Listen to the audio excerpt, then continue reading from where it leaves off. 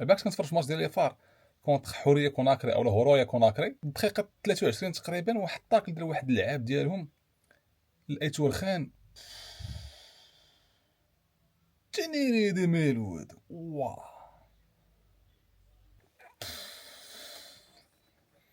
الله ربي دار خدمته خرج ديال الحمراء.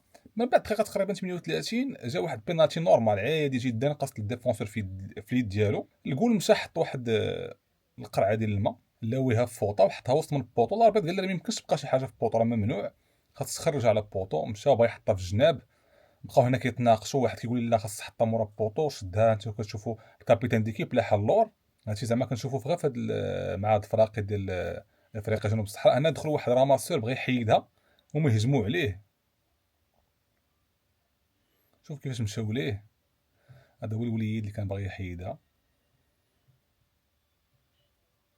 ما يدخلوش معاهم كاع في هادشي، خليه كاع.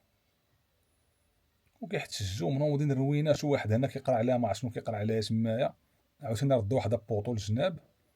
ما عرفتش صراحه هادشي زعما واش دايرين فيها زعما شي لعيبه زعما اللي واحد البوفوار اللي غادي يحبس البينالتي زعما، ولا ما عرفتش شنو هادشي. البينالتي جا عند كابيتانو رابع حريمات، بطبيعه الحال راه غادي يضرب لهم هادشي كامل في الزيرو. البيت الثاني ديال لي فار كره عاديه، الديفونسور ما عرف شنو بغى يدير صاحبي، واش بغى يحط باس واش بغى يديكاجيها حطها في البوطو ديالو. انقلب السحر على الساحر. داكشي اللي كانوا باغيين ندير لي فاطره عليهم همايا. من بعد البيت الثالث ديال مروان الشماخ واحد القنبوله صيفطها لهم مع شده هز راسو ويقول لها سيري.